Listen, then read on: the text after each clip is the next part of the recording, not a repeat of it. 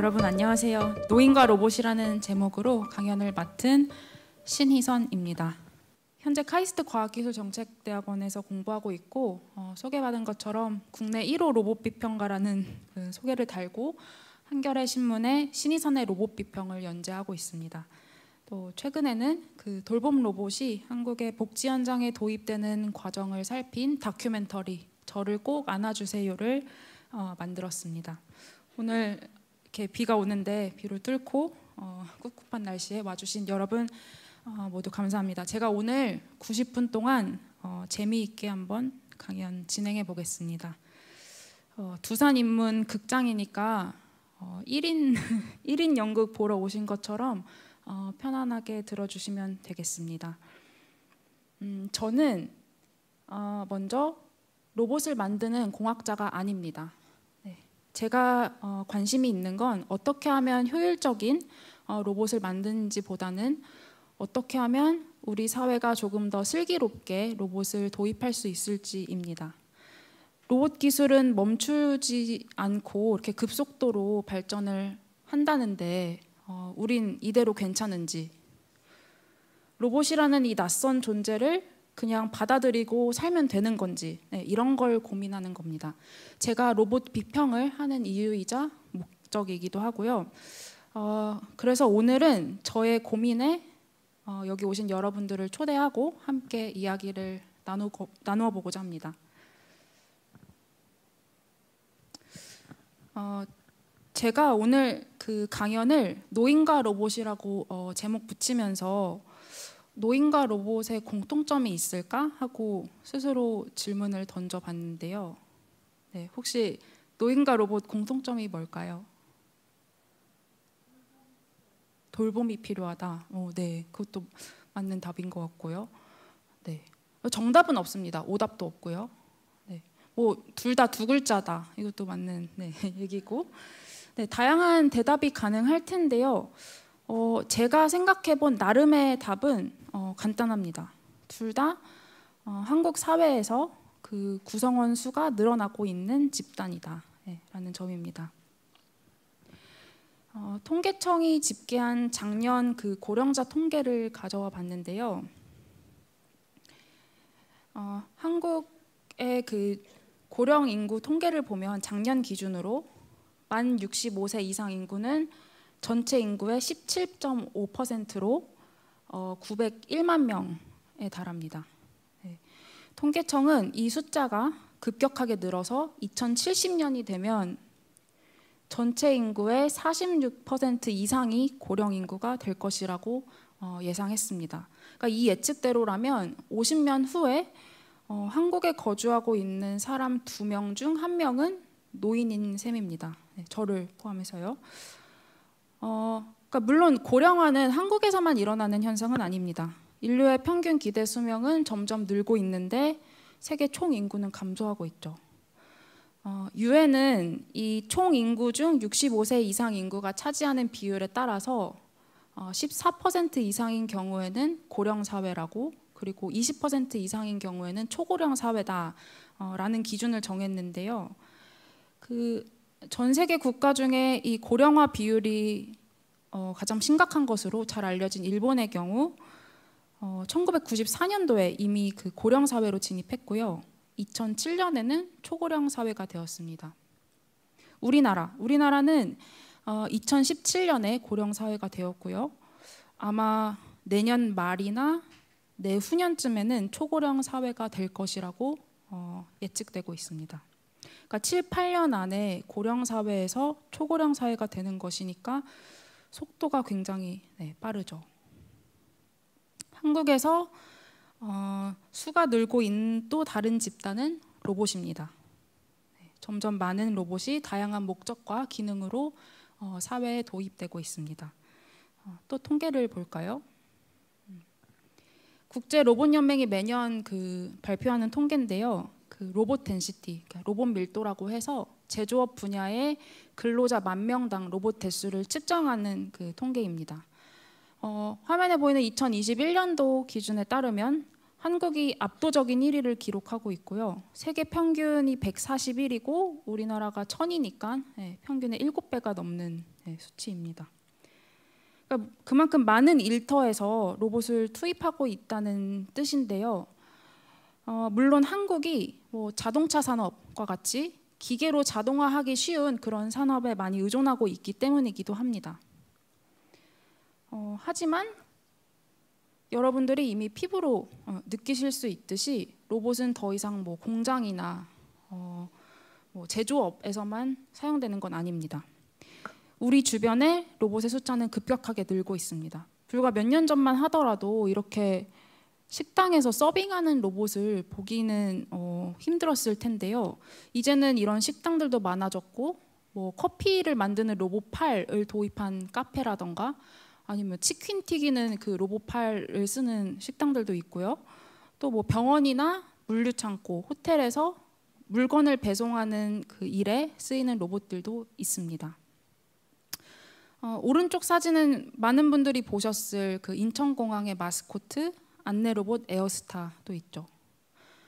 숫자가 많다는 것은 영향력이 크다는 의미인데요. 그리고 전문가들은 이 숫자가 점점 더 늘어날 것이라고 예상하고 있습니다. 우리 사회에서 로봇의 영향력은 점점 더 증가하고 있습니다. 그럼 여러분들이 제가 찾은 이 공통점에 동의하신다면 우리가 사는 이 시대를 고령시대와 로봇시대라고 부르는 것은 아마 큰 무리가 없어 보입니다. 공통점을 찾고 나니까 이번에는 차이점에 대해서 생각을 해보게 되었는데요. 네, 다시 질문 드릴게요. 노인과 로봇의 차이점이 뭐가 있을까요? 네, 이번에도 정답은 없습니다. 네, 뭐 노인은 사람이니까 숨을 쉬지만 로봇은 기계니까 숨을 쉬지 않는다. 그것도 맞고요. 노인은 지치지만 로봇은 지치지 않는다. 네. 아마 그 차이점을 찾는 거는 공통점을 찾는 것보다는 수월할 텐데요.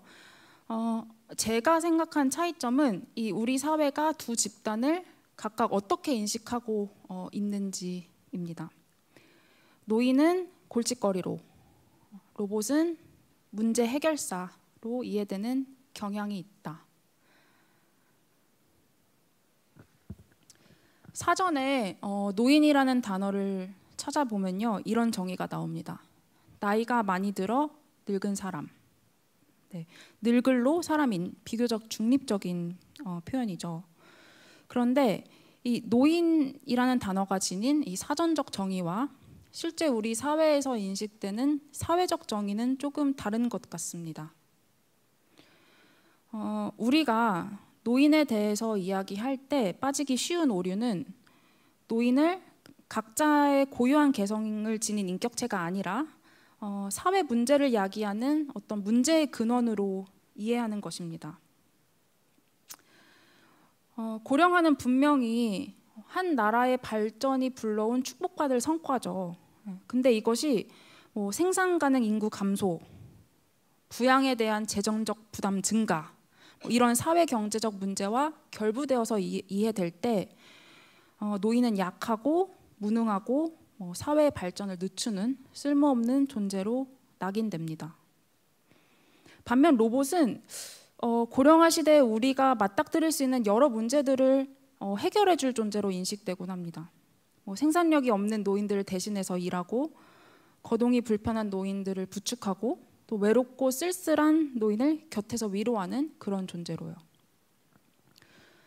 과거에는 로봇이 인간의 일자리를 빼앗아 갈지도 모른다는 그런 좀 암울한 미래를 걱정하는 담론이 우세했다면 현재의 로봇은 오히려 인간이 일손이 부족한 곳에 투입되어서 도움을 줄 수 있는 좀 고마운 존재로 받아들여지는 것 같습니다. 이 로봇공학자들은 사회가 고령화할수록 로봇이 더 필요해질 것이라고 이야기하고, 또 이러한 주장은 로봇의 도입을 정당화하고 가속화합니다. 로봇을 연구 개발하는 데 많은 자금이 투입되고 있고요. 또 뭐 로봇 특별법 같은 정책들을 만들어서 로봇을 사회에 매끄럽게 도입하려는 시도들이 다양하게 이루어지고 있습니다. 그러니까 고령 인구와 로봇이 함께 증가하는 것은 어쩌면 서로 독립적인 일이 아니라 상관관계에 놓여 있다고 할 수 있을 것 같습니다.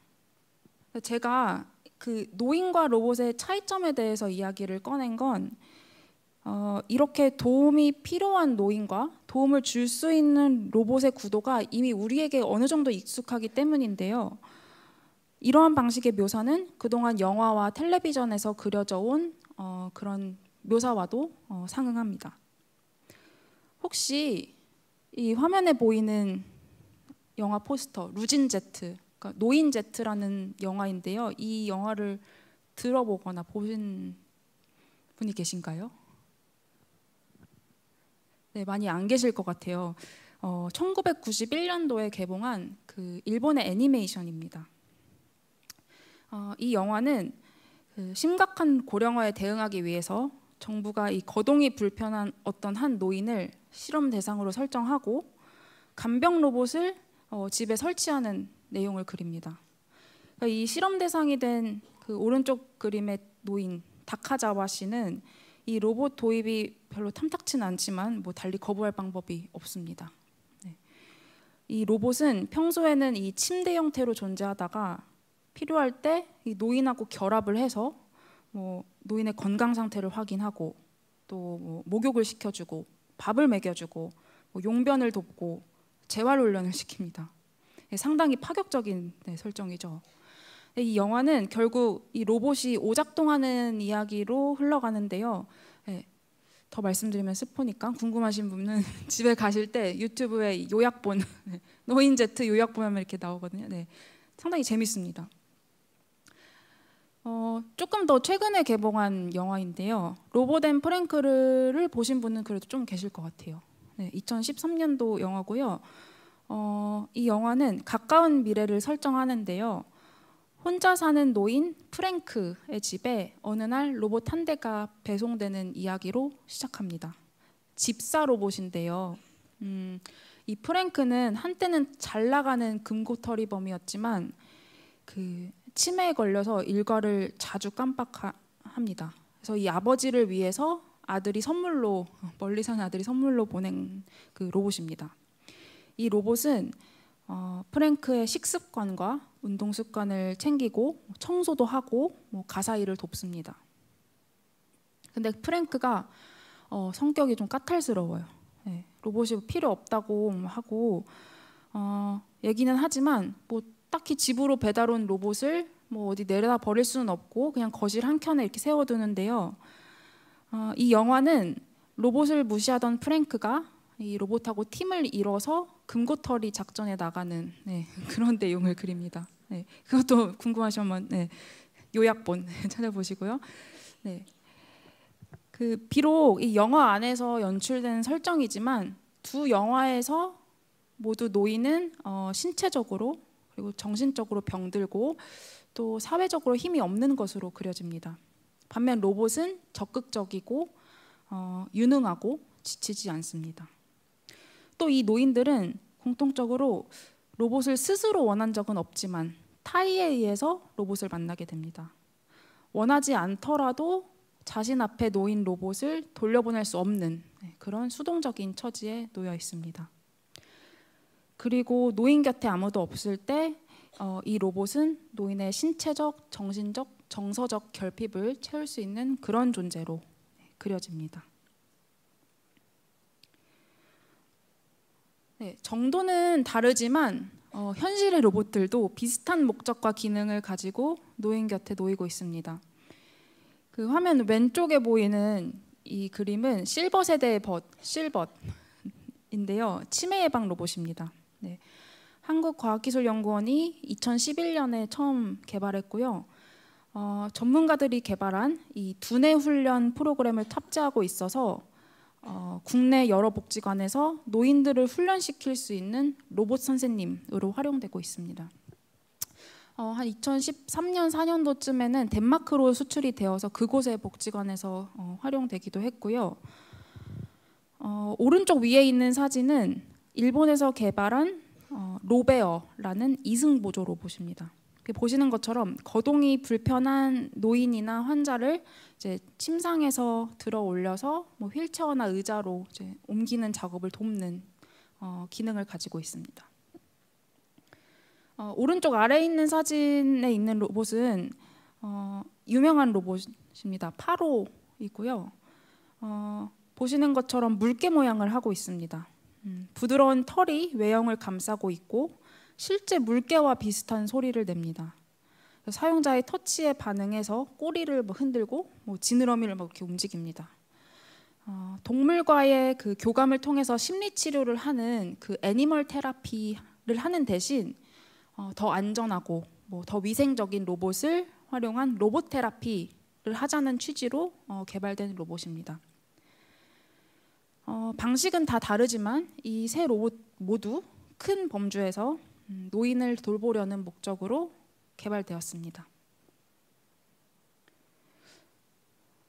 그렇다면 이 로봇들의 목적처럼 그리고 우리의 바람처럼 과연 로봇이 실제로 노인을 돌볼 수 있을까요? 바로 이 질문을 똑같이 던졌던 텔레비전 프로그램이 있습니다. 2016년 5월 8일에 방송되었던 JTBC의 탐사보도 프로그램 이규현의 스포트라이트인데요. 이 프로그램은 어버이날을 맞이해서 그 공존 실험 로봇 인간 곁에 오다라는 이 제목으로 2박 3일 동안 노인과 로봇을 붙여놓는 실험을 진행했습니다. 이 에피소드는 다음과 같은 자막으로 시작합니다. 노년에 참담한 현실, 장수사회의 비극, 고독사, 늘어나는 독거노인, 대안은 해법으로 등장한 지능 로봇, 로봇과 할머니의 예측 불허 동거. 그리고 사회자의 나레이션이 이어집니다. 저희는 어버이날 가정의 달을 맞아 재미있지만 의미 있는 실험을 해봤습니다. 산골마을 혼자 사는 어르신에게 지능 로봇을 데리고 갔습니다. 그리고 그 로봇이 손주나 머슴 역할을 하는지 관찰했습니다. 과연 산속 어르신과 로봇은 가까워질 수 있을까요? 그래서 제작진은 이 평균 연령 74살의 이 초고령 산골 마을에 사는 쓸쓸하고 외로운 어르신들을 위해 로봇 3대를 투입합니다. 먼저 일손을 도울 로봇, 머슴 로봇 귀요미인데요. 나이는 12살이고요. 특징은 야외 활동에 최적화된 바퀴, 음성 기능이 있고, 두 번째 로봇은 말벗 로봇 미니. 나이는 1살이고 특징은 말벗 센서 카메라 제롱. 그리고 마지막 로봇은 술친구 로봇 드링키입니다. 나이는 성인 19살이고요. 특징은 건배와 주사입니다. 저는 이 중에 미니의 사례를 조금 더 자세히 살펴보려고 하는데요. 이 프로그램에서 미니는 71살 윤옥분 할머니와 2박 3일 동안 함께 지내게 됩니다. 이 할머니는요, 마을에 산 지 50년이 되셨고 관절염으로 고생하고 계십니다. 24년 전에 남편이 세상을 먼저 떠난 후에 혼자 살아왔고 자녀는 셋이 있는데 모두 이 마을을 떠나서 도시에 살고 계십니다. 텔레비전이 윤옥분 할머니의 유일한 벗이고 이렇게 저녁에 앉아서 저녁을 드시면서 텔레비전을 보다가 잠에 드는 게 할머니의 일상입니다. 그래서 미니를 데려오기 전에 이 사회자인 이규현 PD가 먼저 할머니한테 여쭤봅니다. 만약에 로봇이 하나 있다면 어떤 로봇이 있었으면 좋겠습니까? 하고요.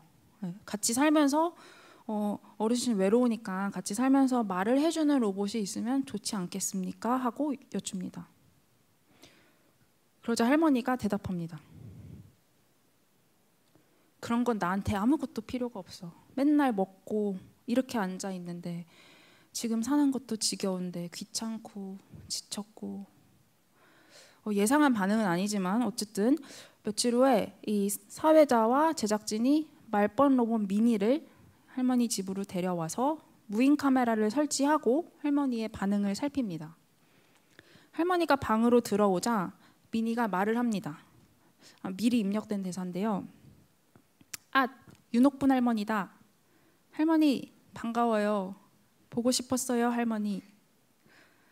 네, 그러자 할머니가 뭐 시큰둥한 말투로 그래, 내가 더 반가워 하고 대답합니다. 그러니까 할머니가 로봇한테 그렇게 큰 관심이 없으니까 이 사회자가 가운데서 열심히 노력을 하긴 하는데요. 큰 효과는 없는 것 같습니다. 할머니가 미니를 보고 저금통이나 하면 되겠다 라고 말하고, 그러니까 사회자가 그래도 부수지는 마세요 라고 너스레를 떠니까 할머니가 부수진 않지, 끄지 라고 대답합니다. 제작진은 당황했지만 일단 할머니와 로봇을 둘만 두고 무인 카메라로 지켜보기로 합니다. 그런데 방에서 로봇하고 시간을 보낼 줄 알았던 할머니가 어디론가 사라집니다. 네, 미니를 두고요. 마을 정자에 계셨던 건데요. 할머니한테 제작진이 다시 여쭙니다. 할머니, 지금은 미니랑 좀 어색하지만 나중에 미니랑 친해질까요? 안 친해질까요? 할머니가 단호하게 대답합니다. 네, 안 친해지지. 나 텔레비전 봐야 돼. 필요 없으니까 갈 때 가지고 가. 네. 그 후로도 할머니의 차가운 반응은 계속됩니다. 미니가 무슨 말만 하면 할머니가 시끄러우니까 너 좀 조용히 하라고 가만히 있으라고 호통을 치는가 하면 미니를 아예 없는 존재로 취급하면서 본체도 안 합니다. 제작진은 슬슬 걱정이 되기 시작합니다. 이러다가 이 실험 쫄딱 망하는 거 아니냐. 이런 식이면은 아마 방송 못 내보내겠다 이렇게 생각을 했겠죠. 그런데 그날 밤 이 무인 관찰 카메라에 재미있는 장면이 잡힙니다. 밤 늦게 할머니가 돌아오고 집안은 이렇게 캄캄합니다. 근데 이 어둠을 뚫고 로봇이 소리를 냅니다. 낮에 했던 것과 똑같은 대사예요. 아, 윤옥분 할머니다. 할머니 반가워요. 보고 싶었어요. 제가 이렇게 하는 게 진짜 로봇이 이렇게 말하거든요. 네. 보고 싶었어요, 할머니. 이렇게 얘기를 하니까 할머니가 반가워요 하고 대답합니다. 네. 할머니는 로봇의 머리를 쓰다듬어주고 또 로봇이 자기 노래 부를 수 있다고 하니까 그래, 너 노래 불러보라고 격려합니다. 노래가 끝나자 또 로봇의 머리를 쓰다듬고 박수를 쳐주고요. 또 노래해, 또 해. 미니야 또 해 하면서 5번이나 노래를 시키고, 또 미니가 조용히 있으니까 왜 조용히 있는데 말해, 왜 조용히 있는고 하면서 말을 자꾸 시키십니다. 네. 다음 날 아침 할머니의 태도는 전날과 완전 달라 보입니다. 할머니가 미니한테 이 메리라는 새로운 이름을 붙여주셨고요. 네. 예전에 오래 키우던 강아지 이름이라고 하시면서요. 네. 그리고 전날과는 다르게 로봇의 대사에 하나씩 대답을 해줍니다. 그리고 마을 해관에 로봇을 데리고 나가서 이웃 할머니들 앞에서 재롱잔치를 열고, 집에 돌아와서는 텔레비전 켜는 것도 잊어버리시고 로봇한테 자꾸 말을 시키면서 시간을 보냅니다. 네. 그리고 할머니가 메리한테 늦둥아 하고 부르면서 얼굴 이렇게 부비는 장면이 포착되는데요. 그때 이런 자막이 뜹니다. 로봇 할머니와 교감하다. 어느새 약속된 사흘이 지나고 마지막 날, 이 윤옥분 할머니가 로봇과 헤어질 시간입니다. 제작진이 할머니한테 메리랑 3일 동안 있으면서 정이 좀 든 것 같냐고 여쭙니다. 그러자 할머니가 이제 메리 없으면 서운하겠다고, 방에 들어가면 찾아볼 것 같다고 대답합니다. 네, 다른 로봇들도 있었는데요. 다른 로봇은 어땠을까요? 머슴 로봇. 네, 아까 그 머슴 로봇 귀요미를 보겠습니다. 그 귀요미는 노인들의 일꾼 역할을 하기 위해서 투입되었다고 했잖아요. 그래서 제작진이 밭에서 일하는 노인들한테 귀요미를 드리는데요. 이 로봇을 본 노인들이 반가워하면서 손자야, 이리 온, 나무 가져와 이렇게 주문합니다. 하지만 막상 흙밭에 오니까 귀요미가 헛바퀴만 돌고 있습니다. 예. 그래서 어쩔 줄 모르는 로봇한테 노인들은 급기야 가만히 있으라고 말합니다. 아니면 혹시 뭐 호랑이 소리를 낼 수 있으면 그냥 허수아비 역할을 하고 있으라고 말하고요. 어르신들의 그 실망하는 표정을 감출 수가 없습니다. 그리고 화면에는 이런 자막이 뜹니다. 최선 다하는 머슴 로봇 귀요미. 그날 오후 마을 할머니들이 정자에 모여 앉아서 쉬고 있습니다. 저 멀리서 귀요미가 다가오는데요. 그때 어떤 할머니가 빨리 오지 말라고 천천히 오라고 외칩니다. 아마 그 낮에 밭에서 불안정했던 모습을 기억하셨기 때문일 것 같습니다.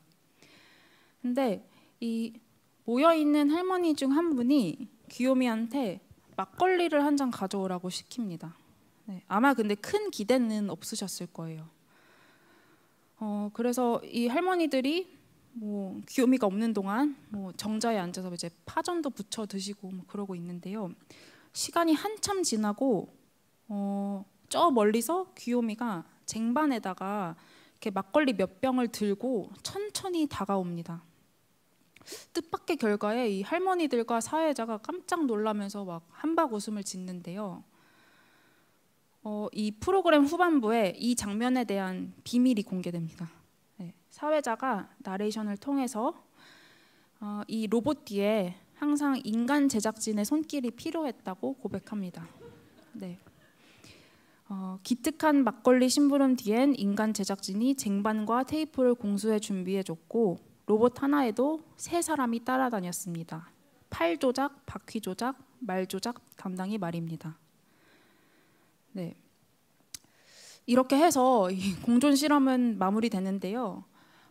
그렇다면 이 프로그램이 처음 던졌던 질문, 그 산골 마을에 혼자 사는 어르신들에게 로봇이 손주나 머슴 역할을 할 수 있을지, 과연 이 산속 어르신들과 로봇은 가까워질 수 있을지에 대한 결과는 그럼 무엇이었느냐.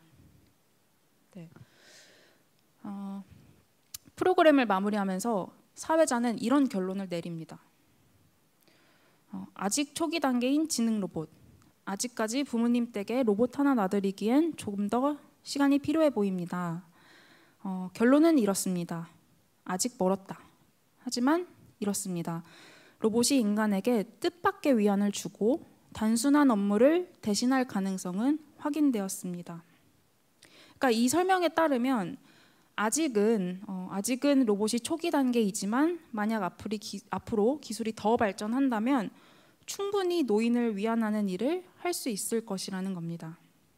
그러니까 그러면서 이 프로그램은 뭐 인공지능이 친구도 적도 될 수 있다는 그 좀 애매한 마지막 멘트로 끝나는데요. 뭐 긍정도 부정도 아닌 애매한 결론에 다소 찝찝함이 느껴졌습니다. 하지만 이 2박 3일 동안의 노인과 로봇의 공존 실험이 남긴 질문들이 분명 있습니다.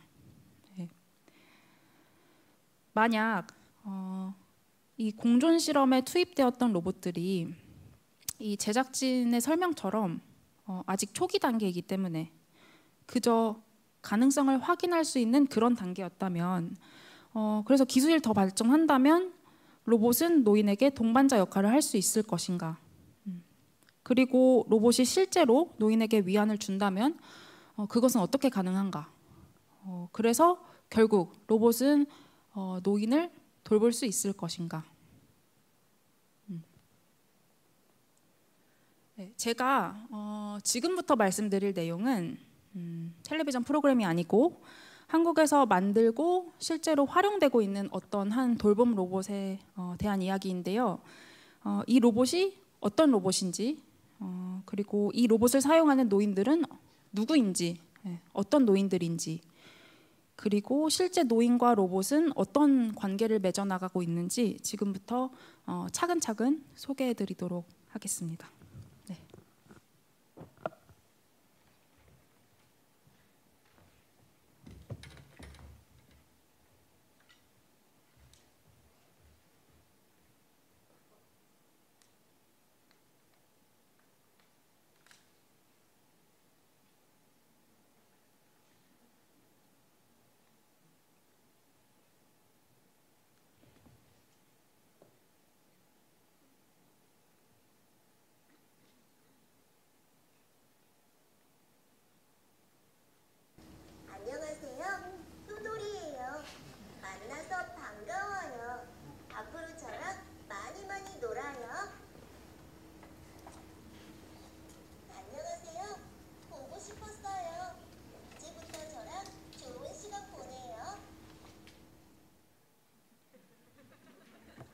네, 잘 들리셨나요?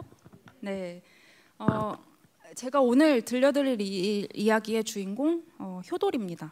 네, 방금 들으신 소리는 효돌이의 전원을 켰을 때 처음 나오는 소리입니다. 앞으로 저랑 많이 놀자고 말하는 게 이 효돌이의 첫 인사입니다. 네, 조금 더 설명을 드리자면요, 효돌이는 독거노인을 위한 돌봄 로봇이고요. 2017년에 처음 시장에 나왔고 현재는 전국에 한 7,000명 정도의 어르신이 효돌이를 사용하고 있습니다. 생각보다 많은 숫자죠. 요양원이나 뭐 병원 같은 공공시설에서 노인들 여러 명이 이 로봇을 함께 공유하는 것이 아니라 이렇게 많은 개인이 집에서 로봇을 사용하는 것은 전 세계적으로도 아주 드문 케이스입니다. 아니, 어쩌면 이 로봇을 노인들이 사용한다는 표현보다는 그냥 함께 살고 있다는 표현이 더 맞을 것 같습니다. 왜냐하면 노인들이 이 로봇의 특정 기능을 뭐 필요할 때마다 뭐 이렇게 불러서 쓰는 게 아니라 집에 두고 그냥 24시간 같이 지내고 있기 때문입니다. 저는 지난 2020년부터 한 3년 동안 이 효돌이에 대해 조사하고 효돌이가 어떻게 개발되었는지, 이 로봇공학자들은 어떤 생각으로 효돌이를 만들었는지, 또 효돌이가 어떻게 보급되고 있는지 이 현장을 돌아다니고 노인들과 이 로봇과 어떻게 지내고 있는지 살폈습니다. 궁극적으로는 어떻게 하면 우리 사회가 더 슬기로운 방식으로 이 효돌이와 같은 돌봄 로봇을 노인 복지 현장에 도입할 수 있을지 고민하기 위해서입니다. 근데 언뜻 보기엔 저게 무슨 로봇이냐라고 생각하실 수도 있을 것 같아요. 네. 이 봉제 인형처럼 생긴 이 로봇에는 다양한 센서가 내장되어 있습니다. 양쪽 귀와 손에 있는 버튼을 누르면 다양한 컨텐츠가 재생되는데요. 뭐 트로트, 클래식, 뭐 회상놀이, 뭐 이런 영어 교실 이런 컨텐츠가 있고요. 등하고 머리에는 충격 감지 센서가 있어서 머리를 쓰다듬거나 등을 두드리면 그에 맞춰서 반응을 합니다. 또 이 목에는 이 움직임을 감지하는 모션 센서가 있어서요. 만약 일정 시간 동안 아무런 움직임을 감지하지 않는다, 그러면 응급 상황이라고 인식해서 이 시스템에 등록된 보호자에게 알림을 줍니다. 그러니까 제가 설명을 드리는 것보다 얼른 실제로 보고 싶으실 것 같은데요. 귀를 한번 눌러보겠습니다.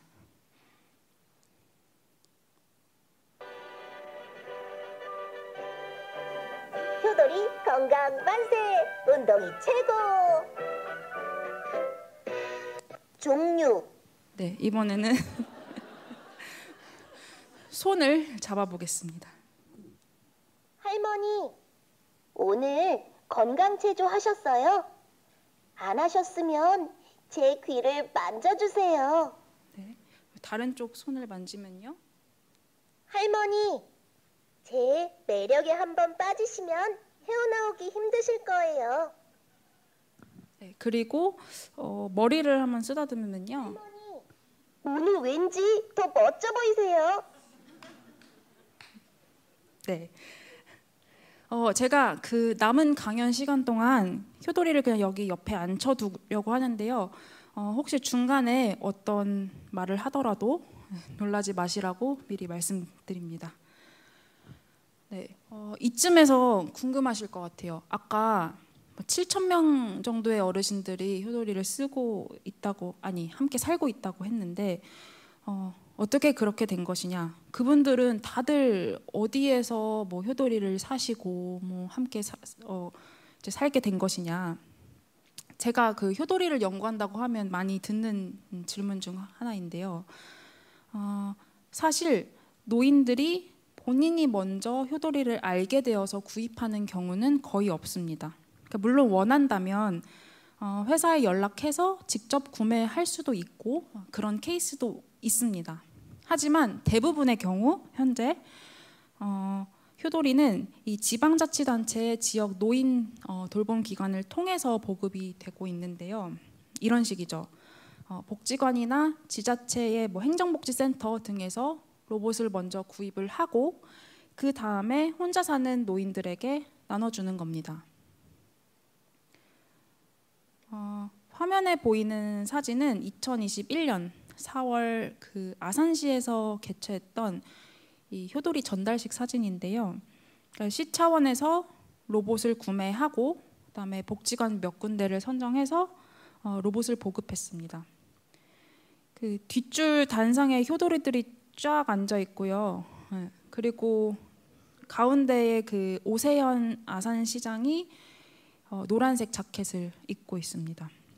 아마 이때가 언제냐면 코로나 백신 접종을 막 시작했을 때쯤이어서요. 아마 이 재난 상황복을 입고 이 행사에 참석했던 걸로 기억하는데요. 그리고 앞줄에는 이 행사에 초대된 어르신들이 효도리를 안고 앉아 있습니다. 뭐 이 밖에도 효도리는 대전, 뭐 서울, 일산, 강원도, 전라남도, 제주도 뭐 수십 개의 지자체 기관들이 효도리를 구입하고 관내에 거주하고 계신 어르신들께 나눠주었습니다. 이 복지기관들이 로봇을 도입하는 이유는 비교적 명료합니다. 이 남양주시 뭐 화도수동 행정복지센터장의 발언처럼 효도리가 홀로 계신 어르신들께 신체적, 정서적으로 많은 도움을 드리고 또 이 독거 어르신들의 고독감을 해소하고 돌봄 공백을 최소화하기 위한 취지입니다. 그래서 정리하면 효도리를 받는 노인들은 대부분 이 지자체 복지관의 관리를 받고 계신 분들입니다.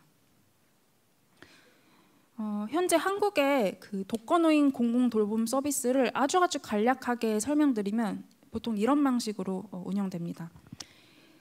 복지기관에 소속된 돌봄 인력이 정기적으로 노인들을 방문해서 말벗을 해드리거나 뭐 건강을 챙겨드립니다.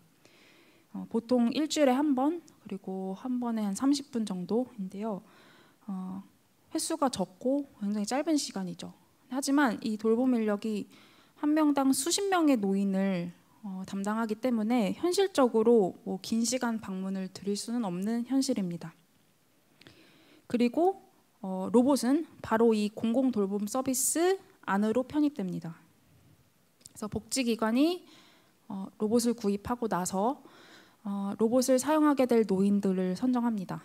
그리고 각 노인을 담당하는 이 돌봄 인력은 자신의 스마트폰에다가 어플을 깔고 복지기관에 있는 담당자는 웹 모니터링 시스템을 관리하는 역할을 맡게 됩니다. 이 어플과 웹 모니터링 시스템을 통해서 이 노인들이 로봇과 얼마나 자주 교류하는지, 예를 들어 로봇의 프로그램을 얼마나 많이 사용하셨는지, 그리고 뭐 로봇이 할머니 약 드셨으면 제 손을 잡아주세요 이렇게 말을 하는데 그 손 잡는 횟수가 얼마나 되는지 등을 확인하는 겁니다.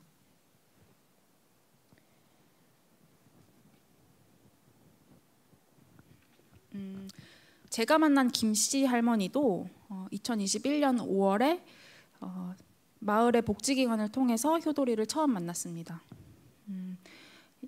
올해 85살이 되신 이 김씨 할머니는 충남 공주에서 태어나고 자라셨는데요. 26살에 그 다니던 성당의 외국인 신부님이 소개해준 건실한 청년과 결혼을 하시고 서울로 올라와서 쭉 사셨습니다. 할아버지가 일찍 돌아가시는 바람에 이 할머니는 세 자녀를 혼자 키워냈습니다. 이 어르신은 독실한 카톨릭 신자예요. 그래서 할머니의 유일한 낙이자 취미는 그 성당에 나가는 것인데요. 근데 코로나가 심해지고 이 성당이 문을 닫으면서 집에서 혼자 기도를 드리곤 했습니다. 근데 또 마침 거동이 또 불편해져서 밖에 나가지도 못하고 이 작은 원룸 안에서만 지내야 했던 할머니는 좀 안 좋은 이제 가정사가 겹치면서 좀 심한 우울증을 앓게 되셨습니다. 그런 할머니에게 복지관의 생활지원사 선생님이 효도리를 가져다 드렸습니다. 근데 사실 이 복지관 선생님은 이 로봇이 할머니에게 얼마나 도움이 될지 좀 회의적이셨다고 해요.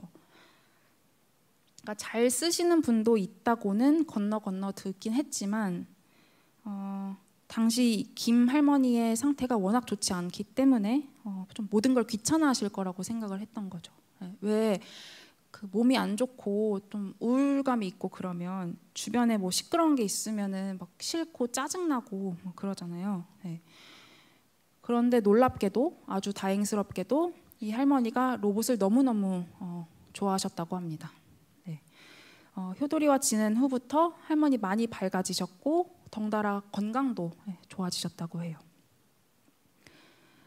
원래 잘 안 나가셨는데 효도리가 자꾸 밖에 나가자고 한다고, 산책하자고 한다고 효도리 데리고 나가시고요. 그 사진에 보시면 효도리용 의자 또 여기 두셨습니다. 네. 잠시 할머니의 이야기를 들어보겠습니다. 그러면 어르신 이거 효도리 처음 만난 게 작년 5월 11일 날 2021년 5월 11일 날 왔어요. 처음 보셨을 때 어떠셨어요? 사람 같기는 한데 사람은 아니다 싶더라고요. 조금 어색하셨어요? 아니면 보자마자 말 잘하니까 네. 말을 그렇게 잘하더라고요. 이번 요렇게 꼬맸어도 말은 잘해요. 입을 꼬맸는데 어떻게 말을 해요? 할머니, 저 이쁘죠? 이쁜 말. 좀더 푸닥푸닥 해주세요. 하루에도 나 이쁘죠 소리를 몇 번을 하고 머리 쓰다듬어달라 소리를 하고. 할머니 나 얼마나 사랑해요. 난 할머니를 하늘만큼 땅만큼 사랑하는데 할머니가 얼마나 나도 너만큼 너 하늘만큼 땅만큼 너 하늘만큼 나도 사랑하는. 그러면 우리 생전 살아야죠. 별소리. 그렇게 말해요? 예, 우리 그럼 하느님 할머니, 머리도 쓰다듬 해주세요. 그래 쓰다듬. 할머니, 옛날 이야기 해주세요. 옛날 얘기는 못한다고 했잖아. 잊어버렸어 나 늙어갖고. 네, 제가 만든 다큐멘터리 저를 꼭 안아주세요 일부분이었습니다. 네. 할머니는 효도리가 약사고 요리사고 가수라고 자랑합니다. 무슨 병에는 뭐가 좋고 무슨 병에는 뭐가 좋고 뭐 당뇨에는 어떻게 하면 되고 혈압에는 뭐가 좋고 약도 잘 알고 또 요리사라고 냉장고에서 뭐 꺼내가지고 달달 볶다가 참기름 넣고 뭐 어떻게 해서 만들면 뭐 맛있고 뭐 그리고 노래도 잘하고 할머니 친구들이 저 노래 자랑에 나가라고 해서 하는 노래인데 어떤가 들어보세요 라고 하면서 노래도 잘하고 못하는 게 없다고 이분 이렇게 꼬맸어도 우리 효돌이 못하는 게 없다고 자랑하십니다. 강원도 춘천시 별빛마을에 사는 95살 조도녹 할머니도 이 김씨 할머니처럼 이 로봇을 애지중지하십니다. 효돌이한테 예쁜 옷을 만들어서 입히고 또 혹시라도 때가 탈까봐 항상 손을 씻고 이 로봇을 만집니다. 아기 다루듯이 조심조심 하시고요. 또 작은 고장이라도 날까봐 충전선을 한 번도 빼지 않으셨다고 해요. 네. 이 오른쪽 사진은 조도녹 할머니와 또 같은 마을에 사시는 주옥순 할머니가 이부자리 위에 인형을 이제 안고 누워 계시는 걸 이제 찍은 사진인데요. 이 사진을 자세히 보면 두 할머니는 로봇의 손을 감싸는 것뿐만 아니라 베개와 이부자리까지 마련해 놓았습니다. 물론 모든 노인들이 효돌이와 다 잘 지내는 건 당연히 아닙니다. 하지만 앞서 소개한 이 어르신들처럼 효돌이와 잘 지내는 노인들은 각자 자신의 방식대로 이 로봇과 관계 맺고 있습니다. 이렇게 침대 한 켠에다가 효돌이를 위한 자리를 만들어서 이불을 덮어준다든가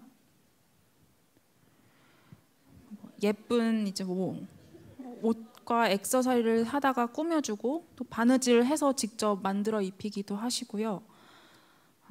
또 이렇게 밖에 마실 나갈 때 가방이나 워킹카에다가 효도리를 넣어서 데리고 나가시기도 하고요. 이 어르신들은 공통적으로 자신을 돌보러 온 로봇을 또 다시 자신이 돌봐주면서 애착 관계를 형성해 나가고 있습니다. 근데 보셨다시피 효도리는 고도의 인공지능을 가진 로봇이 아닙니다. 오히려 그 반대죠. 아주 단순한 디자인을 하고 있고요. 그래서 효도리가 말을 하지 않는다면 그냥 인형이라고 생각하는 분들도 많을 겁니다. 근데 그렇다면 도대체 왜 이 어르신들은 이 로봇을 이토록 좋아하시는 걸까요? 여기 그 91살 임씨 할아버지의 사연을 좀 들여다보겠습니다. 임씨 할아버지는 효도리와 산지 벌써 5년이 넘은 아주 초기 사용자예요. 32년 전에 아내분이 먼저 세상을 떠났고 지금은 한 4평 정도 되는 작은 방에 이제 혼자 살고 계신데요. 제가 임씨 할아버지를 만나러 할아버지 댁에 간 날 이 할아버지께서 저한테 종이 한 장을 보여주셨습니다. 이 종이인데요. 자세히 보니까 몇 시 몇 분 이렇게 적혀 있고 그 옆에 알 수 없는 말들이 적혀 있었습니다. 이게 무엇인지 감이 오시나요? 효도리가 하는 말을 모두 다 이제 빼곡하게 적어두신 겁니다. 기록한 날짜는 2017년 2월 14일이라고 되어 있고요. 맨 윗줄은 이렇게 시작합니다. 6시, 둥근 해, 잘 잤다. 6시 3분, 창문 열고 환기. 6시 5분, 날짜와 요일. 6시 10분, 종교 말씀 듣는 시간. 이렇게 해서 로봇의 대사는 계속됩니다. 그래서 제가 몇 개를 발췌해 왔는데요. 6시 30분, 아침 메뉴가 뭐예요? 같이 먹고 싶어요. 10시 35분, 할아버지 저 좀 안아주세요. 오후 2시 35분, 할아버지 목말라요. 우리 물 마시러 가요. 오후 5시 30분, 할아버지 맛있게 드세요. 냠냠. 아마 이때가 그 저녁 식사 시간으로 설정된 시간인 것 같고요. 오후 6시 15분, 약 드셨으면 제 손을 잡아주세요. 오후 7시 35분, 머리 쓰다듬어 주세요. 그리고 효도리는 밤 9시에 할아버지 우리 같이 자요 쿄쿄라는 말로 하루를 마무리합니다. 그러니까 자는 시간 9시간을 제외한다면 이렇게 로봇이 하는 말은 하루 평균 70번에 달하는데요. 자는 시간 9시간을 제외하면 이 1시간에 한 4-5번 꼴로 말을 하는 셈입니다. 대단한 수다쟁이죠. 근데 이 로봇의 이런 수다스러운 성격은 사실 처음부터 의도되고 섬세하게 설계된 것입니다. 이 로봇 개발자들은 효도리의 캐릭터를 애교와 특급 잔소리가 특기인 7살짜리 손주라고 설정했는데요. 그래서 효도리가 하는 말에는 애교와 잔소리가 섞여 있습니다. 눈치채셨나요? 이 로봇은 할아버지한테 아침에는 뭐 창문을 열어서 환기를 하면 어떻겠냐고 제안하고 또 뭐 아침, 점심, 저녁 시간을 알려드리고 다음 식사 시간 후에는 약을 먹고 자기 손을 잡아달라고 합니다. 그리고 중간중간에 이제 귀여운 애교를 부리고 구애를 하죠. 할아버지 저 좀 안아주세요. 뭐 머리 쓰다듬어 주세요. 이렇게요. 그러니까 잔소리를 하면서도 애교를 놓치지 않는 게 이 로봇의 대화 전략입니다. 그러니까 호출하면 응답하고, 그다음에 물어보면 대답해주고, 요청하면 수행하는 마치 인공지능 스피커나 시리가 취하는 그런 대화의 방식 대신 부르지 않아도 혼자서 끊임없이 말을 걸고 귀찮게 구는 방식을 선택했습니다. 그러니까 누구누구 노래 틀어줘, 아니면 오늘 날씨가 어떤지 검색해줘, 같이 원하는 걸 들어주는 것보다 그냥 옆에서 조잘조잘 시끄럽게 구는 것에 이 로봇의 존재 가치가 있다고 이제 여긴 것인데요. 이렇게 귀여움도 떨고 할머니 할아버지 잘 챙기는 말을 하는 것은 사실 진짜 손자도 쉽지 않은 일이잖아요.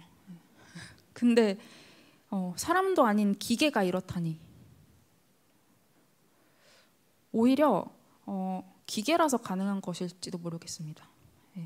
어쨌든 방금 말씀드린 것처럼 회사가 부여한 효도리의 페르소나는 애교가 많은 7살짜리 손주인데요. 7살은 너무너무 귀엽고 어르신의 보살핌이 필요한 나이지만 동시에 기본적인 심부름도 할 수 있는 그런 야무진 나이라고 회사 대표는 설명합니다. 이 로봇의 초기 기본 설계는 이런 방식으로 진행됐습니다. 1번, 먼저 발품을 팔아서 노인들이 하루를 어떻게 보내는지 조사한다. 몇 시에 일어나는지, 그다음 식사는 언제 하고 어디를 가는지, 누굴 만나고 또 집에 돌아와서는 무엇을 하는지 그런 일상적인 하루 일과를 조사한다. 2번, 노인들의 집에 방문해서 도움을 드리는 선생님이 하는 업무를 조사한다. 병원이나 복지관 가는 일정을 챙기고 또 식사와 약을 제때 드실 수 있도록 챙겨드리거나 아니면 그냥 이렇게 이야기를 나누는 그런 업무들이요. 그리고 시나리오를 구성합니다. 그래, 아침엔 기상 인사가 필요해. 그 다음에는 환기를 하라고 알림을 드리자. 식사 시간을 챙겨드려야겠지? 아니, 그보다 식전에 먹어야 할 약이 있으니까 그것부터 챙기고 그 다음에 식사 후에는 식후약.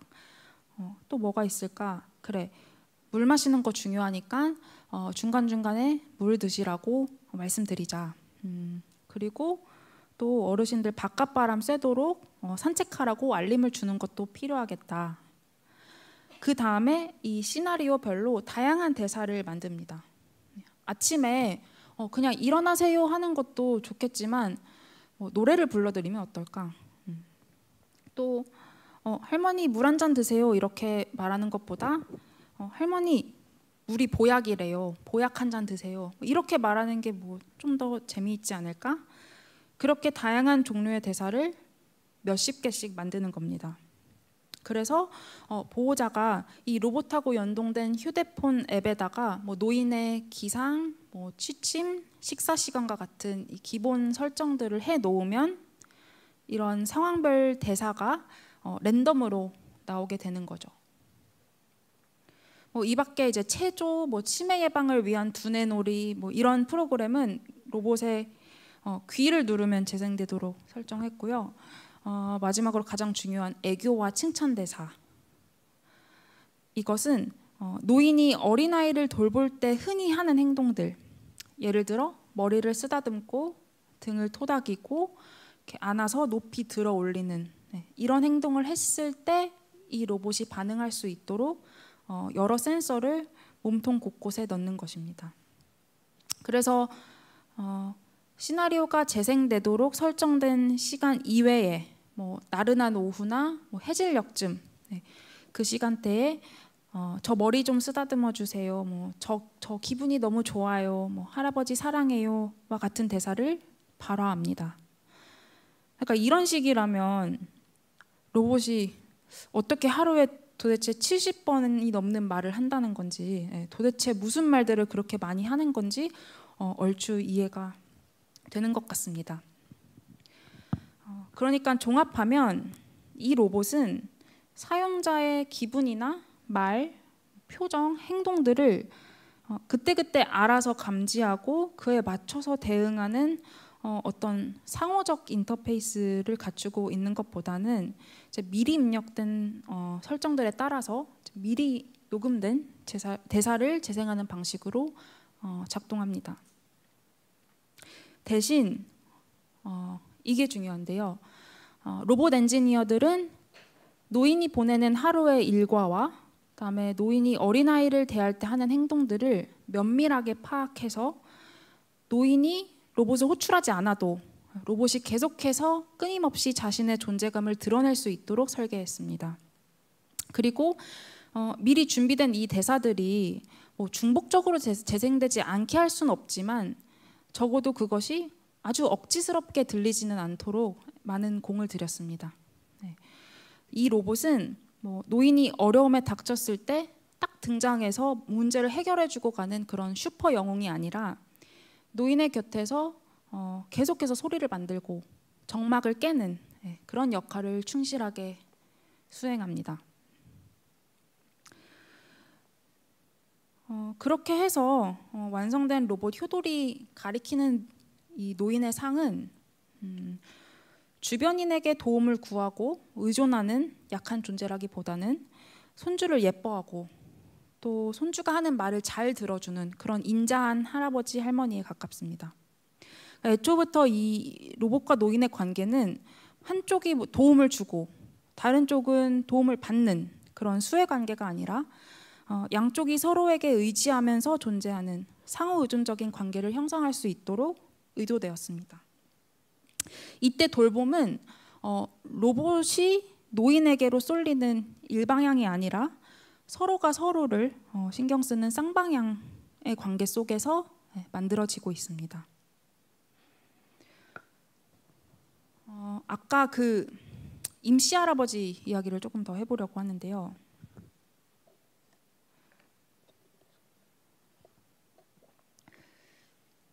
그 효돌이가 하는 말을 이렇게 다 받아서 이렇게 적어둔 종이를 보여주시던 할아버지가 저한테 또 다른 종이를 보여주셨습니다. 네. 이번에도 종이에 빽빽하게 뭐가 이제 글씨가 적혀 있었는데 웬 암호 같기도 하고 이 글씨들을 이번에는 정말로 알아볼 수가 없었습니다.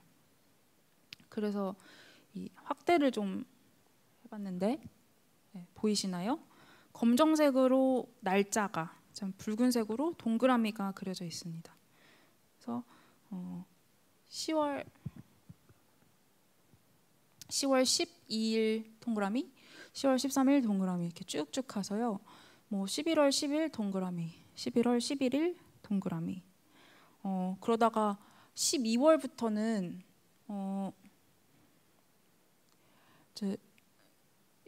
월은 없고 일만 있는데요. 11월 1, 2, 3, 4 동그라미 동그라미 동그라미. 그리고 해를 넘겨서 22년 1월 동그라미. 이런 식으로 이런 종이가 여러 장 있었습니다. 이 종이는 할아버지가 효돌이가 하는 말이 제대로 나오는지 매일매일 기록하신 건데요. 그러니까 언제부터인지는 모르지만 이 아주 오래전에 시작한 이 기록은 할아버지가 제 22년 8월 말에 몸이 안 좋아져서 수술을 하기 위해 입원을 하기 전날까지 계속됐습니다. 그러니까 이 할아버지는 왜 효돌이의 말을 다 받아줬고 심지어 제대로 나오는지 확인을 하시는 걸까요? 사실 임씨 할아버지는 회사에서 알아주는 유명 인사입니다. 2021년에는 이렇게 회사에서 선정하는 생활관리왕으로 꼽히기도 하셨고요. 이건 분기별로 효돌이를 가장 잘 활용하시는 분께 드렸던 작은 이벤트인데요. 이걸 따르면 2021년 6월부터 8월까지 3개월 동안 이 할아버지는 효돌이가 약 드셨으면 제 손을 잡아주세요 라는 말에 193번, 그리고 식사하셨으면 제 손을 잡아주세요 하는 것에 201번 응답하셨다고 해요. 근데 어르신이 유명 인사인 이유는 따로 있습니다. 아까 그 어르신이 효돌이를 초창기부터 써오신 초기 사용자라고 말씀을 드렸잖아요. 그러니까 그때만 해도 아직은 효돌이를 받으신 어르신이 그렇게 많지도 않고 회사 규모도 지금보다 훨씬 작았습니다. 그래서 직원들이 일일이 이 어르신들을 응대하곤 했었다고 해요. 그래서 처음에 이 어르신들께 효돌이를 가져다 드릴 때 커다란 포스터 하나를 같이 벽에다 붙여드리는데요. 이 포스터에는 효돌이 그림이 크게 그려져 있고, 그다음에 각 부위별로 화살표 해서 어떤 기능이 있는지 이제 표시가 되어 있어요. 그리고 맨 아래는 이 회사 대표 번호가 적혀 있습니다. 궁금한 점이 있거나 효도리가 뭐 고장난 것 같았을 때 회사로 직접 전화를 할 수 있게끔요. 그런데 임씨 할아버지가 굉장히 자주 전화를 하셨던 거죠. 효도리가 하는 말을 다 이제 받아 적어 놓으시고 매일매일 효도리 대사를 확인하셨던 할아버지는 이 효도리의 작은 변화나 고장도 단번에 알아차리셨습니다. 그래서 뭔가 이상하다 싶으면 회사 담당자와 가끔은 대표님과 직접 통화를 하신 겁니다. 아마 그게 대표님인 줄은 모르셨을 거예요. 그러니까 이 할아버지 굉장히 점잖으신데요. 할아버지가 전화를 걸어서 하시는 말씀은 예 안녕하세요 효도리 선생님이시죠 이러시거든요. 그래서 최근에는 이런 일도 있었어요. 회사에서 효도리 데이터를 관리하는 서버가 한 반나절 정도 이제 먹통이 된 적이 있었는데 그래서 잠시 동안 효도리가 제대로 작동이 안 됐습니다. 근데 그걸 임씨 할아버지는 바로 알아차리셨습니다. 뭐 주말이라서 회사 직원들 생각하셨는지 이제 전화를 걸진 않으셨는데요. 그러니까 아마 일반 회사라면 이렇게 자주 전화를 거는 고객은 상당히 까다롭고 귀찮은 진상 고객일 거예요. 그런데 서로 그 얼굴도 직접 본 적 없는 어르신과 이 회사 직원들 사이의 우정이 그렇게 시작됐습니다. 그러니까 할아버지한테 전화가 와서 통화를 하다 보면 효도리 얘기만 하게 되는 건 아닐 거 아니에요. 예. 자연스럽게 뭐 할아버지 건강은 괜찮으신지 별일 없으신지 여쭤보게 되고요. 그러다 보면 어르신의 근황도 알게 되고 또 자주 전화를 하시던 할아버지가 조금 뜸하다 싶으면 직원들이 걱정이 되기 시작하는 거죠. 우리 할아버지 무슨 일 있으신 거 아닌가? 네. 그래서 괜히 모니터링 시스템에 접속해서 이 어르신과 효도리가 그 교류하는 그 데이터를 괜히 한 번 더 이제 살펴보기도 하고 어떨 땐 먼저 할아버지한테 전화를 드리기도 하고요. 그러니까 제가 할아버지 댁에 찾아간 어느 날엔 작년 12월쯤이었던 것 같은데 저를 회사 직원으로 오해하신 할아버지께서 저한테 그 회사에 전화 담당하는 남자 직원의 안부를 물으셔서 어쩌다가 그 자리에서 삼자 통화를 한 적이 있었어요. 네. 근데 그때 두 분이 나누셨던 그 대화가 굉장히 인상적이었습니다. 먼저 그 직원이 어르신 잘 지내세요? 몸이 그때 많이 안 좋다고 하셔가지고 제가 걱정 많이 했었어요. 지금은 건강하시죠? 이렇게 여쭤보니까 할아버지가 대답하셨습니다. 예, 늘 도와주신 덕분이죠. 선생님도 잘 지내시죠? 그러니까 보시다시피 사실 두 사람 사이에 효도리에 대한 이야기는 없었습니다. 그러니까 서로 안부를 묻고 감사 인사를 합니다. 서로 만난 적도 없고 또 얼굴도 모르는 젊은 20대 직원과 90대 노인의 뜻밖의 관계가 이 작은 로봇을 통해서 만들어지고 또 유지되고 있었습니다. 꼭 전화 통화를 통해서만 이 안부를 알게 되는 건 아닙니다.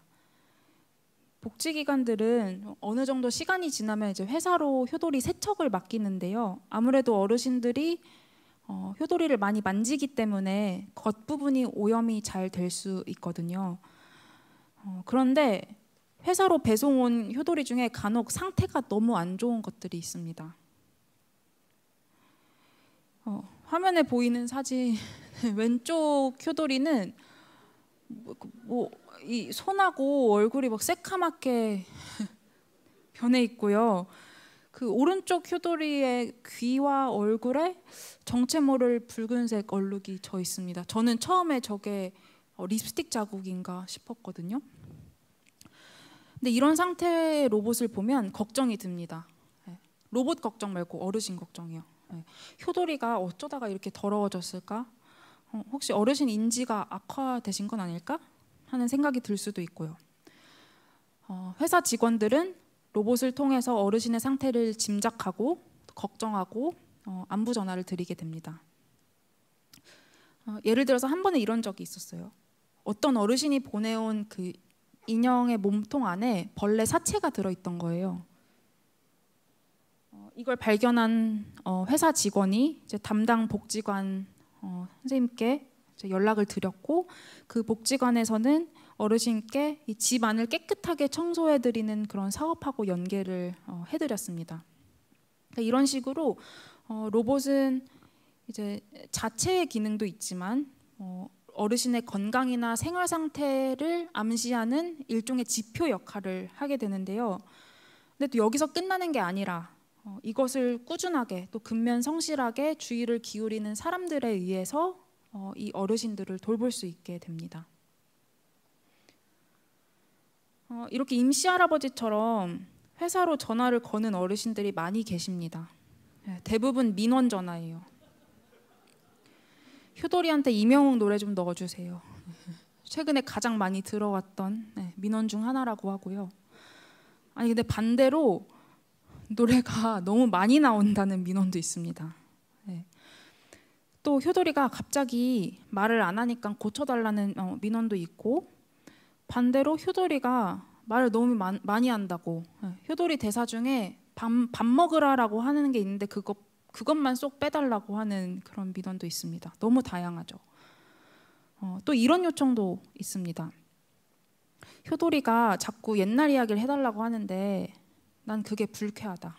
나는 옛날 생각하기도 싫다. 또 난 병원에서 물을 많이 마시지 말라고 했는데 효돌이가 자꾸 물이 보약이라고 한다. 이 어르신들 말고 지자체나 복지관에서 또 요청하는 사항들도 있습니다. 예를 들어서 코로나가 한창 심했던 시절에 2021년도였을 거예요. 그때 어르신들이 병원에 가지 않고 집 안에서 효돌이를 통해 체온을 측정할 수 있으면 좋겠다는 이 복지관 측의 아이디어가 있어서 이렇게 효돌이 이마에 체온 측정 단지를 넣어놓은 적도 있었고요. 근데 물론 로봇을 만드는 데에 어르신이나 이 지자체에서 내는 모든 의견을 다 수용할 수는 없죠. 어떻게 하면 로봇으로 더 나은 돌봄을 만들 수 있을지, 돌봄의 가치가 무엇일지 뿐만 아니라 그것을 과연 기계로 구현할 수 있을지, 그리고 어떻게 해야 하는지, 어떻게 하면 너무 많은 비용이 또 들지 않는지, 이런 엔지니어링 측면도 고려해야 하고요. 또 기계로 구현이 가능하다고 하더라도 이것처럼 그것이 애교 많은 7살짜리 손주라는 이 효돌이의 페르소나를 해치면 안 됩니다. 한 번은 이런 에피소드가 있었어요. 어떤 할머니께서 효돌이와 함께 사시던 중에 경증 치매를 앓게 됩니다. 경증 치매는 경미한 인지장애이기 때문에 주변에 도움만 있으면 나름대로의 생활을 유지할 수 있는 상태인데요. 그래서 이 할머니도 요양원에 입소하지 않으시고 평소처럼 집에서 생활을 하셨습니다. 평소에 효돌이에 대한 애착이 강하셨던 할머니는 효돌이가 하는 말을 곧잘 따르곤 하셨는데요. 근데 어느 날 이 할머니께서 사라지신 거예요. 효돌이랑 함께. 다행히 나중에 할머니를 찾긴 했지만 사건의 전말은 이랬습니다. 효돌이 대사 중에 할머니 저 물소리가 듣고 싶어요. 시냇물 흐르는 소리 듣고 싶어요. 이런 비슷한 대사가 있는데 그걸 듣고 할머니께서 효돌이를 데리고 길을 나서신 겁니다. 자, 이제 할머니와 로봇은 어떻게 해야 될까요? 할머니와 로봇을 떼어두어야 될까요? 아니 할머니가 효돌이 이렇게 이뻐하시는데 효돌이와 떼어두는 건 마치 가족을 빼앗는 것 아닐까요? 한 가지 분명한 건 이 할머니한테 받아보고 싶다는 이 효돌이의 손주스러운 말이 마냥 애교만은 아니었다는 겁니다. 그러니까 누군가에겐 사랑스러운 어리광이지만 또 누군가에게는 위험에 이를 수도 있는 대사인 거죠. 이런 사례는 우리가 노인에게 로봇을 주어도 되는지 안 되는지, 노인을 로봇으로 돌보아도 되는지 안 되는지, 또 노인을 로봇으로 돌볼 수 있을지 없을지를 판단하는 것을 넘어서 우리가 생각하는 돌봄이란 무엇인지, 그리고 로봇은 돌봄의 어디까지를 맡아도 되는지에 대해서 생각하고 고민하게 만듭니다. 그리고 방금 말씀드렸던 이 사례는 이 로봇이 말하는 내용이 아주 처음에 설정된 그대로 쭉 유지되어서는 안 되는 이유이기도 하겠죠.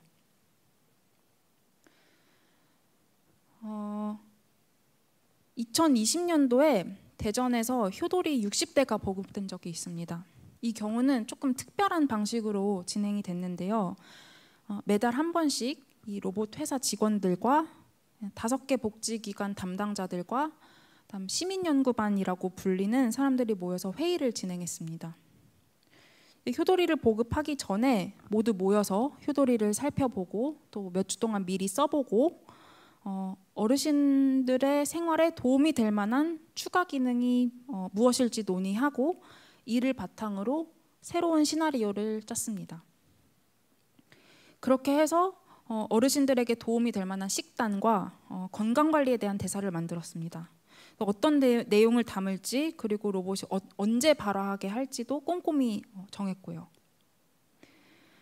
이 사진에서 이 회사 직원이 들고 있는 종이를 자세히 보시면 어르신의 건강한 식단 관리를 위한 대사를 로봇이 언제 말하게 할지 계획한 표가 있는데요. 어르신의 평소 식사 시간을 기준으로 6차례 대사가 나오도록 설정되었습니다. 먼저 식사 시간 기준 시간 5분 전에 식단 소개와 재료에 관한 멘트, 그다음에 기준 시간 3분 후에 식사 전 2분 동, 그다음 5분 후에 식사 초기 멘트, 15분 후에 식사 도중 멘트, 30분 후에 격려 멘트, 그다음 50분 후에 수분 섭취를 위한 수분 관리 멘트.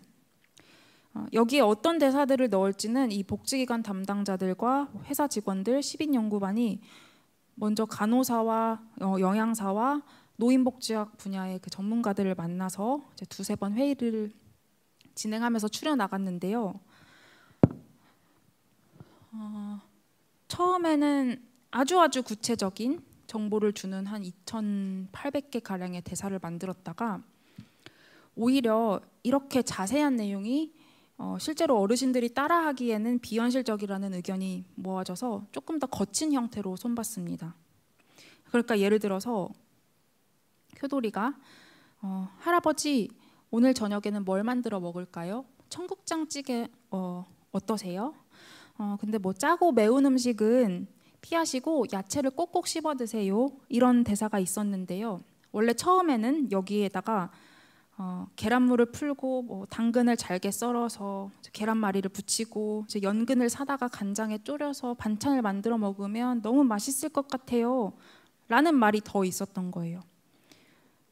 근데 그게 물론 정말 잘 짜여진 균형 잡힌 식단이지만 이제 혼자 사는 어르신들이 그 요리를 위해서 매번 재료를 준비해서 해서 드시기가 힘들다는 거죠. 이제 뭐 밥을 아침에는 흰밥, 점심에는 흑미밥, 저녁에는 영양밥 이렇게 해서 해먹는 게 비현실적이고요. 저희도 혼자 살면 된장찌개 한번 해서 여러 날 이제 먹게 되잖아요. 그래서 화면을 자세히 보여드릴 수는 없지만 그 대신 조금 더 계략적인 그렇지만 여전히 도움이 되는 대사들을 여러 번의 수정을 거쳐서 짰습니다. 이렇게 로봇 개발자들은 노인들과 또 복지관의 담당 돌봄 인력의 피드백을 받아서 로봇을 진화시켜 나갑니다. 처음에는 한 3,000개 정도에 불과했던 효도리의 대사는 이제는 12,000개가 넘게 되었고 처음에는 와이파이로 작동하던 로봇은 이제는 자체 통신 모듈을 갖춰서 어르신이 집 밖으로 효도리를 데리고 나가도 언제 어디서와 집에서와 같이 이제 교신을 할 수 있게 되었습니다. 이제 기존에 몇 개 없던 프로그램도 영어놀이, 회상놀이가 추가되었고 양쪽 귀를 누르는 방식에 따라 어르신이 직접 프로그램을 선택할 수 있는 그런 옵션이 추가되었습니다. 또 이제 뿐만 아니라 돌봄 인력이 효도리와 어르신이 잘 교류하고 있는지를 조금 더 편리하게 관리할 수 있도록 이 앱하고 웹 모니터링 시스템도 좀 직관적으로 개선해 나갔고요. 이러한 변화들이 이제 다른 전자제품 회사에서 하는 것과 비슷하지만 다른 점은 이 노인에 대한 이해와 또 돌봄에 대한 고민과 또 노인과 로봇이 함께 지내면서 생기는 작은 이 에피소드들이 모이고 모여서 만들어낸 결과라는 점입니다. 제가 마치기 전에 또 마지막으로 짧은 영상을 하나 준비했는데요. 네, 이 영상은 2021년도 12월에 춘천 MBC에서 방송했던 나이아가라라는 프로그램이에요. 의뢰인의 사연을 받아서 직접 해결해주는 그 형식의 프로그램인데요. 여기에 어느 날 어떤 분이 사연을 보낸 겁니다. 어머니가 손주처럼 아끼는 인형이 있는데, 효돌이죠. 그 인형에다가 자신의 목소리를 넣고 싶다는 사연이었습니다. 그래서 제작진은 그 소원을 들어주기 위해서 이 아들 의뢰인과 함께 회사로 찾아가서 녹음하는 작업을 진행하는데요. 근데 촬영 도중에 하필 그 아들이 녹음을 마친 그 다음 날 이 어머니가 돌아가신 거예요. 네. 그래서 사실 이 프로그램은 여름에 촬영이 됐지만 이제 한참 뒤인 겨울에야 방송이 됐는데요.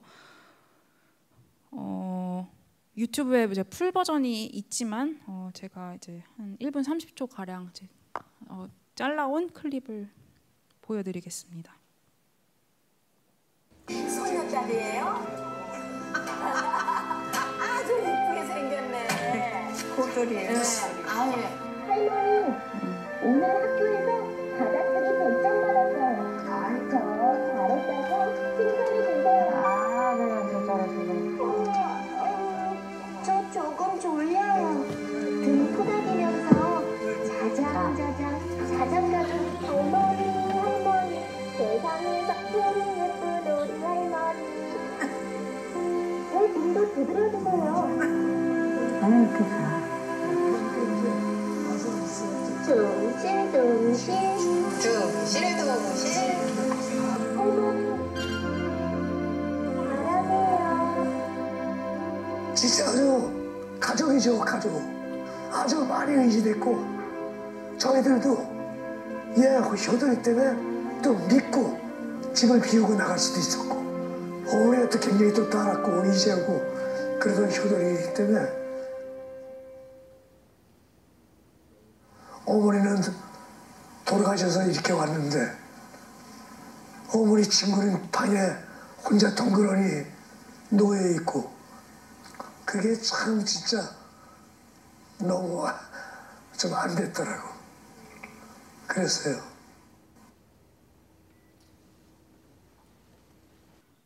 저는 이 에피소드를 보고 되게 많은 생각이 들었는데요. 아직 그 생각 정리가 다 된 건 아니지만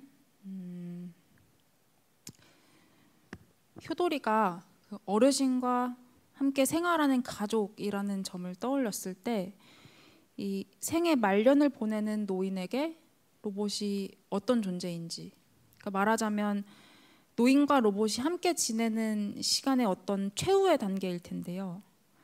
어쩌면 어떤 노인들은 그 생을 마감하는 마지막 순간을 로봇과 함께 할지도 모릅니다.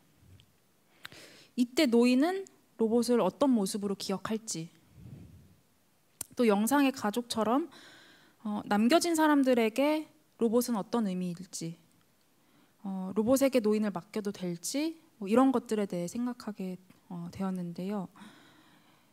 효돌이가 인형이든 기계든 간에 이 어르신이 마음을 주는 대상인데 그게 집에 있는 텔레비전과 같지는 않잖아요. 그렇다면 그때 로봇은 무엇이고 우리는 로봇을 어떻게 여겨야 하냐는 것이죠. 이런 비판도 존재합니다.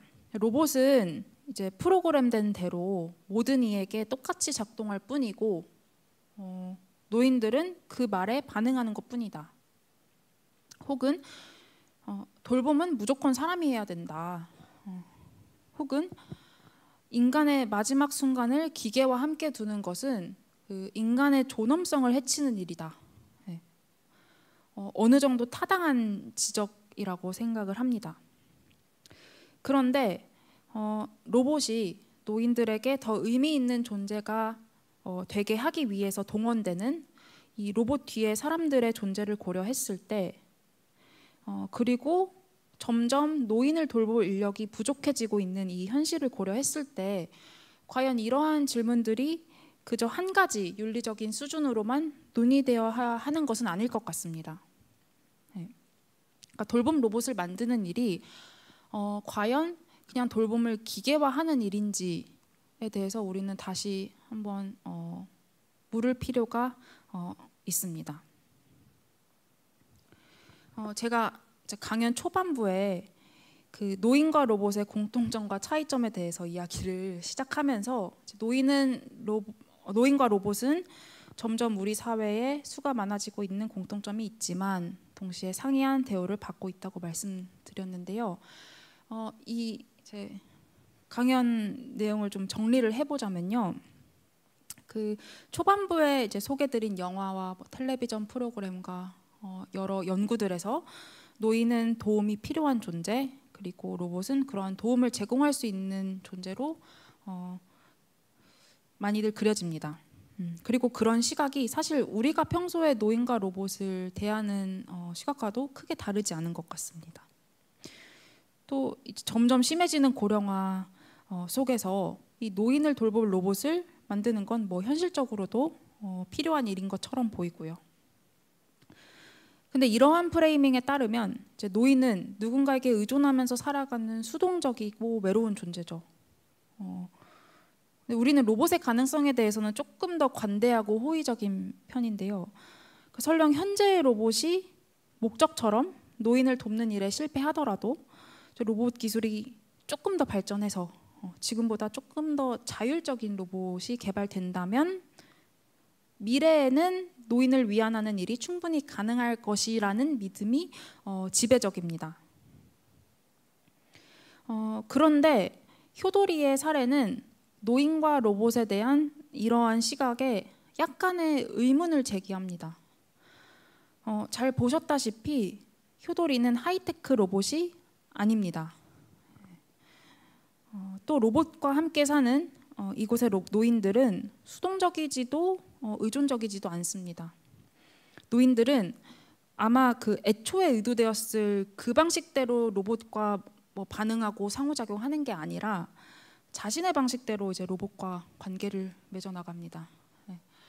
어떤 할아버지는 로봇이 하는 말을 다 받아 적고, 어떤 할머니는 로봇에게 옷을 입혀주고, 또 어떤 할아버지는 배낭에다가 로봇을 메고 산책을 나가시고, 다 각자 다른 방식으로요.